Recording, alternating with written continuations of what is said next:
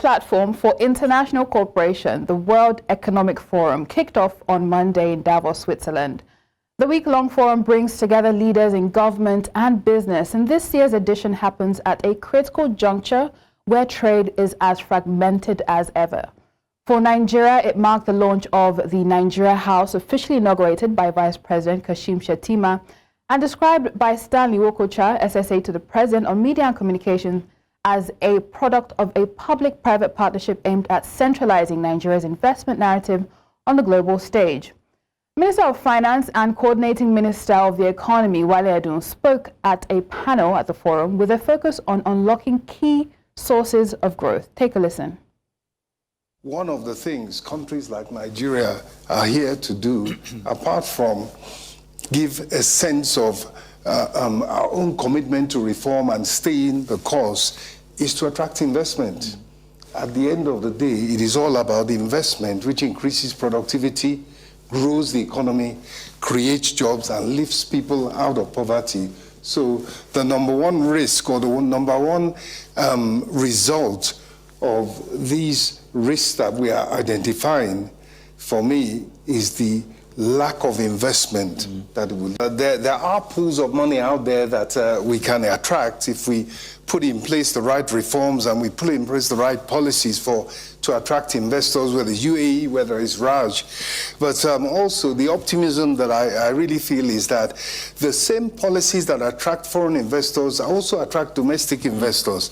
And we do have the access to the diaspora investors, as well as Nigerians that currently maybe under an inflationary environment would now look to invest. And so I think our ultimate optimism is to convince Nigerians that under the current environment, it is profitable. The Minister of Finance and Coordinating Minister of the Economy, Wale Edun, there at the World Economic Forum yesterday. Now joining us to provide more perspective is Wilson Erumebor, Principal Economist, Nigerian Economic Summit Group. Thank you so much for your time this morning. Right, it seems you're muted, but as boldly stated by the minister, Nigeria's intentions, and I would assume any other nations, attract investments. And we know one of the things that has propped our currency and I dare say our economy last year was capital flows, right? And investments. Do you see that also working in our favor this year? Should we stick to that same playbook? Or what should we do differently to sustain capital inflows and investments in Nigeria? Thank you for having me, and I hope you can hear me now. Yes, I can. Yes, I think what's critical, right now, and if you look at the data, it shows clearly that the kind of investment we attracted last year and maybe a couple of years ago has mostly been FPIs, foreign portfolio investments, monies that are going into the money market, the capital market, and basically financial instruments. But what I think needs to happen now, and where the economy needs to go now, is to deepen investment in critical sectors. And by that, I mean FDIs, but not just foreign direct investments, also how we can, retain local investments. Because again, our investors locally, are facing multiple challenges in terms of doing business, whether we talk about multiple taxes, whether we're talking about regulatory issues, policy inconsistency, and those things are very key. You can imagine if local investors are going through all of that, despite having the knowledge of how to manage the system, how much more being able to attract foreign investors who, in some cases, don't have that much, understanding of how to navigate the Nigerian terrain. So I think ultimately we have to, as a matter of urgency, start implementing some of those ease of doing business reforms that will ensure that businesses don't have to go through a lot and make Nigeria a place where that is convenient for long-term foreign investments. I think that's where the conversation has to happen now, and that will, make this year much better than last year if we pursue some of those issues. Insecurity, for instance, is also very key we have to address that for us to attract the kind of investment that we need. And Nigeria has undergone several reforms that have been, would I say, hard, on the people, but good for the numbers, good for the optics. And would you say that those reforms have positioned us to attract the kind of investments we need beyond just FPIs? Because we know the story of FPIs, hot money, get in and get out. Are we positioned in terms of reforms, or is it going to take a lot more to begin to attract those foreign direct investments and even encourage local investors? I think the answer to your question is in the question itself, that a lot more has to happen. I think we're at the phase where, look, the macros, some of the numbers are looking good, whether it's foreign exchange or exchange rate stability, that we've seen. If you look at inflation, the numbers tend to be trending downwards. If you then look at GDP growth, we're doing, estimate is about 4%, and then for this year, we should have something close to maybe 4.2, 4.3%. If you want to be optimistic and go with the federal government, I think they have an estimate of 4.6% or thereabout. But the key message here is that you don't build an economy just based on stability in some macroeconomic indicators, right? It has to go beyond that. And here I'm speaking about some of the hard reforms that need to attract and retain investment. Take, for example, in the manufacturing sector, some of the value chains across, the sector and some of the key products, most of it will still rely a lot on import. How come we can't really, attract investors into some of those value chain and then ensure that some of our large firms, can, secure their inputs locally? We're talking here about export as well. Manufactured export is still at around 2% of our total export, which is significantly low. If you speak to some of the exporters, they're still having significant problems exporting their goods to other countries, whether it's in terms of some of the regulatory barriers that we have at the port, some of the standards and, documentations and all of that. So I think those are the reforms that we then need to now move towards to be able to say Nigerian firms can produce, Nigerian firms can export seamlessly to other countries. I'm excited because there's something coming up, which is the export single window. How it would be implemented, I think the Minister of Trade, Industry, Trade and Investment spoke a lot about it at the WEF forum, just a few days ago. I think that's something worth looking forward to. And implementation here is also very important, not just rhetoric, so not just putting out some of these statements. Right, and we'll get to that as well. We also had the Minister of Foreign Affairs also speak to some of those reforms and initiatives. I will take a listen to that in just a moment. But, to add to what's been said, your outlook, the outlook from NESG, describes some of the gains from the reforms as fragile. And, when I read that, I thought of the game of Jenga and how, if you move a piece the wrong way or the wrong piece, everything could come falling down. So just how fragile are some of these gains, and what can we do? Another word that was used during the Outlook, with the Outlook report, was consolidation. What can we do to strengthen the dividend of some of these reforms? So when we were putting the macro together, one of the things we talked about is that, look, there are countries that have made progress and reversed those progress, right? Ghana did that for decades, and all of a sudden, they had issues with the banking system, and that affected their economy, to the point where inflation even hit close to 40% or even more than that. And we're saying, look, it's not enough to just rely on some of the gains we've had and go to sleep, right? We have to continue and stay the course. By staying the course, I mean areas where we've made progress, continue. And of course, there's still many areas that we still haven't made progress, And when you look at inflation, for instance, on your screen, I can see that, inflation is down from 21% to about 16. Estimate is that 16% is what we should have this year. But again, even 16% is still very high, especially given where we're coming from, that look, the purchasing power of many Nigerians have been decimated over the years with the removal of fuel subsidy and the FX reforms. And so we're saying we have to, improve agricultural productivity, monetary and fiscal policies. Authorities have to work together to see how they can, significantly bring down inflation. Now, I don't just mean reduce inflation rates, but ensure that goods in the market are affordable to people. And so there's this conversation we need to have again about consolidation, which, you rightly mentioned that it's key that we, first of all, continue all of these macro gains, and secondly, start looking towards structural changes that the economy needs at this moment. And by that, I mean investing heavily in key sectors like agricultural productivity, manufacturing infrastructure, construction, professional services. And these are the sectors that, in our view, we think will lead Nigeria to creating,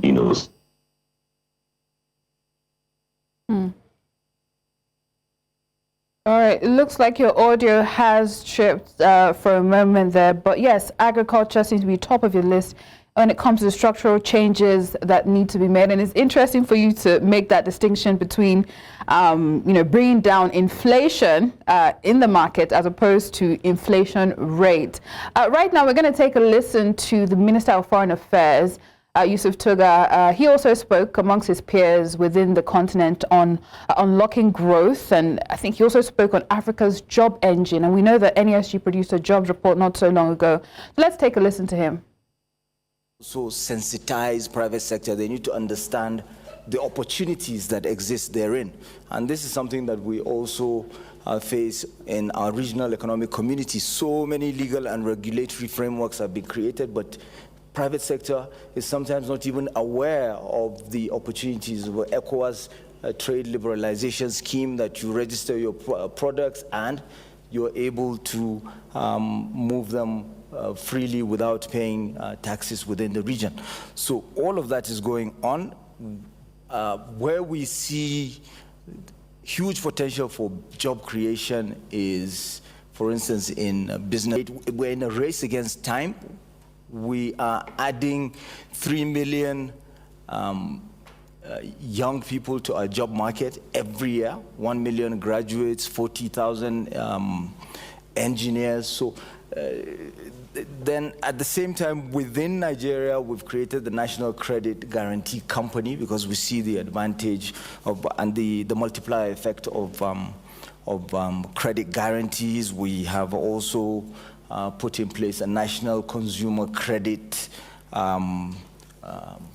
agency, so it allows for credit history and all of that. So it's a nation of entrepreneurs, and putting all of these frameworks in place unleashes, the potential that has always existed.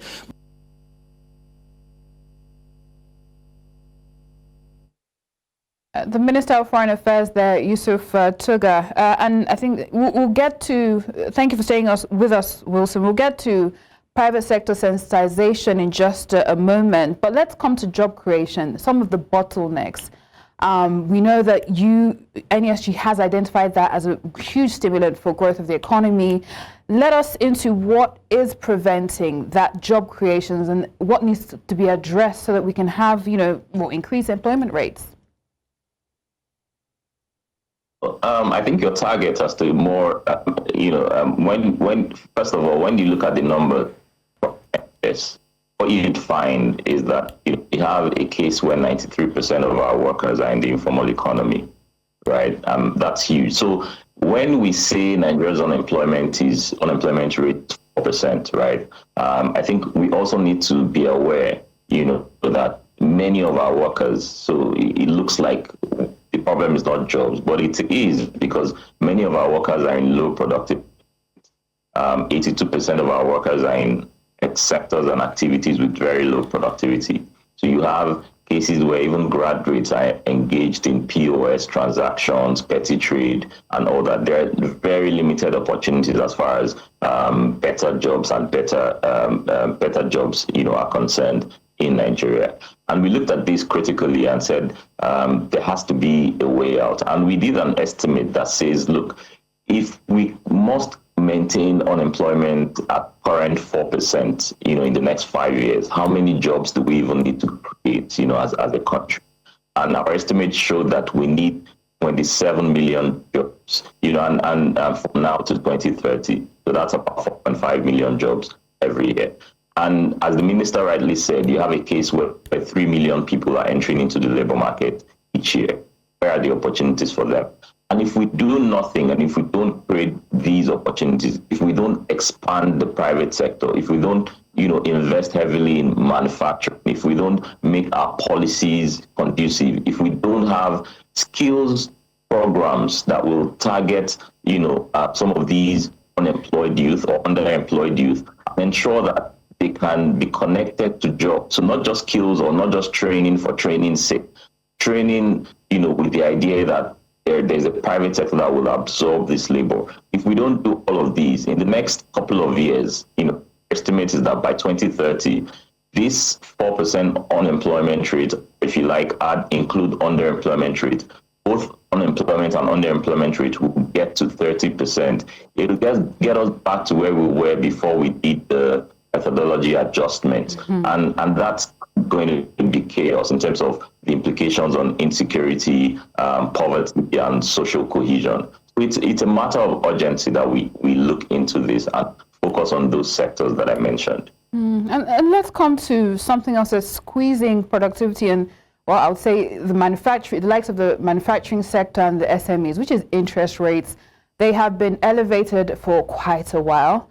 And some of us have an understanding of why that is the case.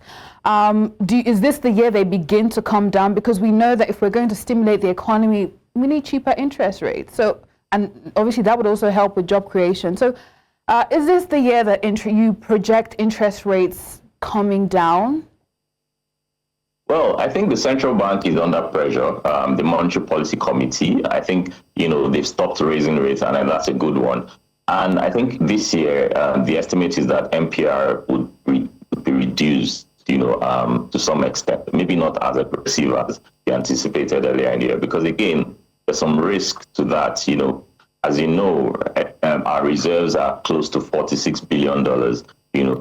Much of that came as a result of, some of the FX reforms that the CBN did, and maybe perhaps also raising interest rates. I don't think it's just about raising interest rates. I think the FX reforms have weight in terms of boosting reserves to where they are and attracting FPIs. But the message is from us is that you can grow a competitive economy with interest rates at over 30%. If you're trying to borrow money from the bank, and it's interesting because we're just looking at the formal rates. If you go to some of these, microcredit institutions, right? People that give money to small businesses, their annual rate is about 60%.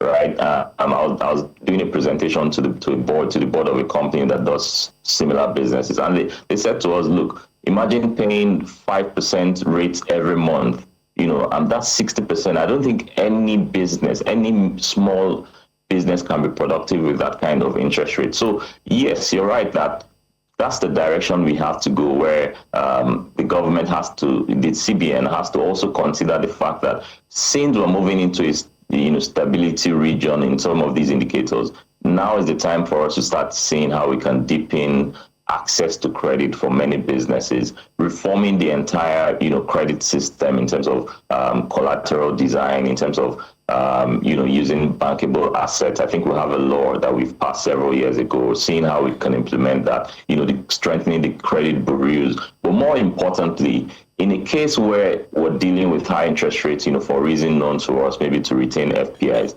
one important thing is to strengthen development finance, the BOIs, the DBNs, and some of the institutions that the minister talked about. Those institutions would be very, very critical to, cover the gap between, the formal institutions and the MSMEs. And one of the things that to have pushed for and argued is that we have a missing middle in Nigeria's manufacturing industry, and the Fit Foundation's report highlighted that.